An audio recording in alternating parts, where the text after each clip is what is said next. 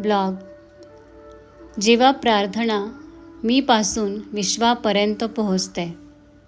विश्व प्रार्थना फक्त माझ्यासाठी नाही, संपूर्ण सृष्टीसाठी. सद्गुरू श्री वामनराव पै यांच्या विश्व प्रार्थनेला कृतज्ञ अभिवादन. हे ईश्वरा, सर्वांना चांगली बुद्धी दे, आरोग्य दे, सर्वांना सुखात, आनंदात, ऐश्वर्यात ठेव. सर्वांचं भलं कर, कल्याण कर, रक्षण कर आणि तुझे गोड नाम मुखात अखंड राहू दे. कधी कधी एखादी छोटीशी प्रार्थना संपूर्ण जीवनाचं तत्त्वज्ञान शिकवून जाते. काही शब्द अगदी साधे असतात, पण त्यामागची भावना संपूर्ण विश्वाला कवेत घेणारी असते. आज सकाळपासून सगळीकडे एकच बातमी ऐकायला मिळत होती. उद्या मुसळधार पावसाची शक्यता, ढगफुटीचा इशारा, हवामान खात्याचा red alert. TV, mobile, social media सगळीकडे त्याच बातम्या.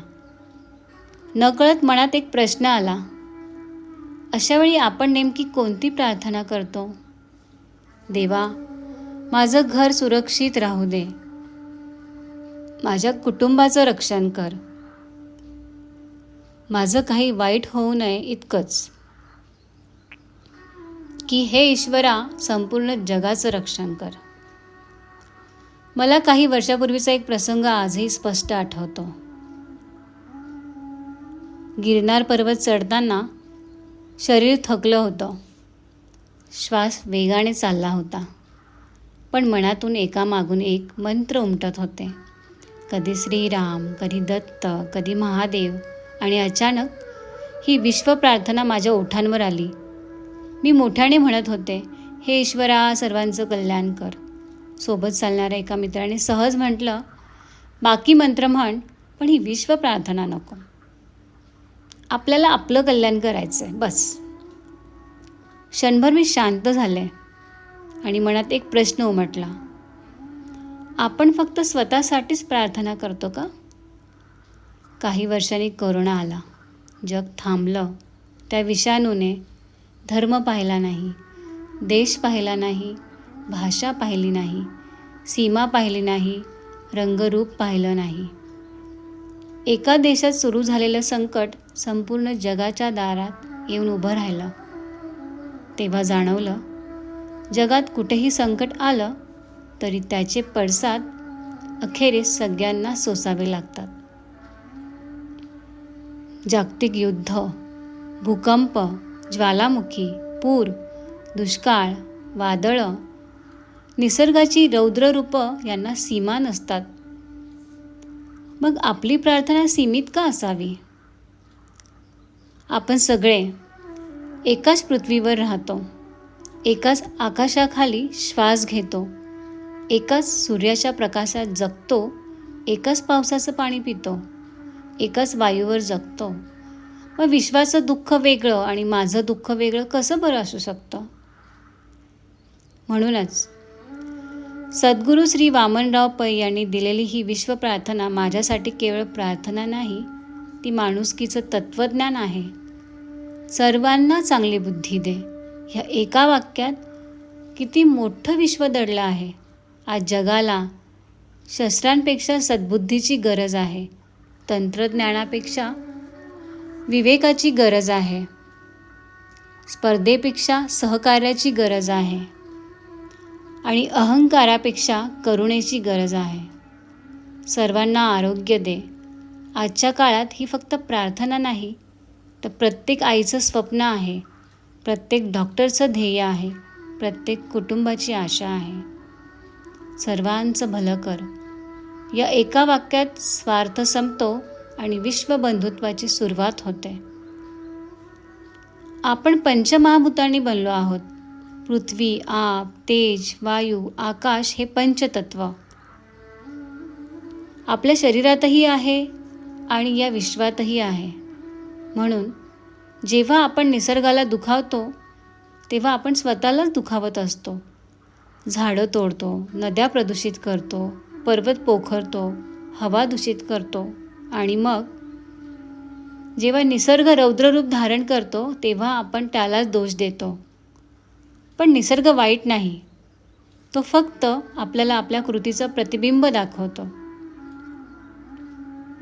या पावसाळ्यात माझी विश्वाला एकच प्रार्थना आहे.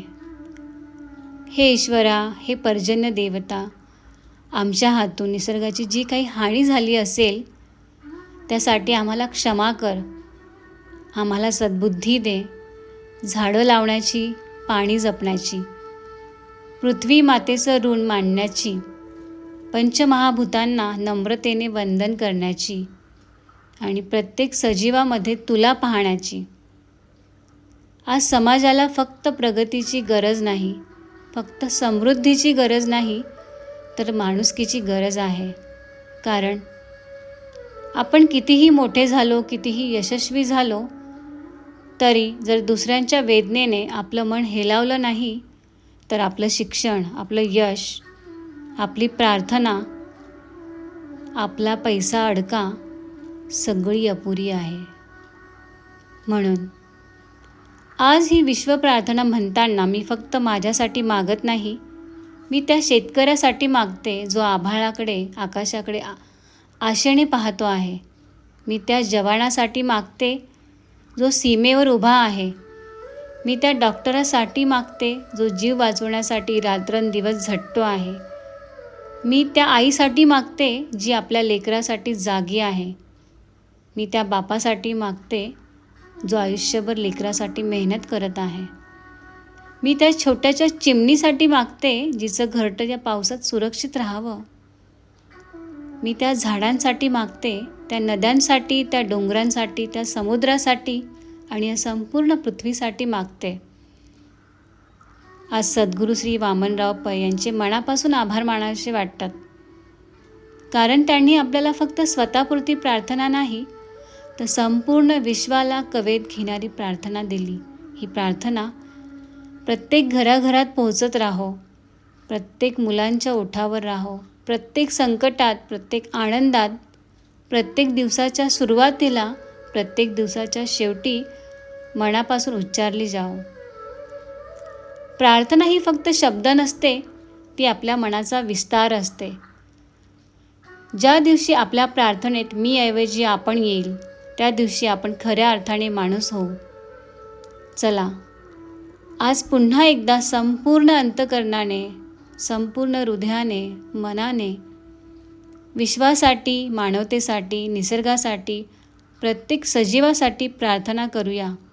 हे ईश्वरा, सर्वांना चांगली बुद्धी दे, सर्वांना आरोग्य दे, सर्वांना सुखात, आनंदात, ऐश्वर्यात ठेव, सर्वांचं भलं कर, कल्याण कर, रक्षण कर आणि तुझे गोड नाम मुखात अखंड राहू दे. कारण विश्वाचं कल्याण म्हणजेच माझं कल्याण. विश्व सुखी असेल तरच मीही खऱ्या अर्थाने सुखी असेन. हीच विश्व प्रार्थना प्रत्येकाच्या अंतःकरणातून सहज उमटू दे. हीच पंचमहाभूतांना, या सृष्टीला, या निसर्गाला, या विश्वाला, या ब्रह्मांडाला आणि संपूर्ण मानवजातीला माझी नम्र आणि प्रेमपूर्ण प्रार्थना. प्रणाली शिवकमल आव्हाड. धन्यवाद, धन्यवाद, धन्यवाद. आजचा हा ब्लॉग कानाकोपऱ्यापर्यंत पोहोचावा अशी माझी मनापासनं प्रार्थना आहे, विनंती आहे. कारण निसर्गाप्रती, मानवाप्रती माणुसकी, संवेदनशीलता ही प्रत्येक हृदयापर्यंत, मनापर्यंत पोहोचली पाहिजे आणि प्रत्येक हृदयापासून, मनापासून बाहेर प्रकट झाली पाहिजे. ब्लॉग आवडल्यास आज मी म्हणेन नक्की शेअर करा, कमेंट करा. कमेंटमध्ये विश्व प्रार्थना लिहा, सबस्क्राईब करा. तुमचा एक प्रतिसाद, एक प्रतिक्रिया पुढचा ब्लॉग लिहिण्यासाठी खूप बळ आणि बुद्धी आणि प्रेरणा देत असतो. मनापासून धन्यवाद, धन्यवाद, धन्यवाद.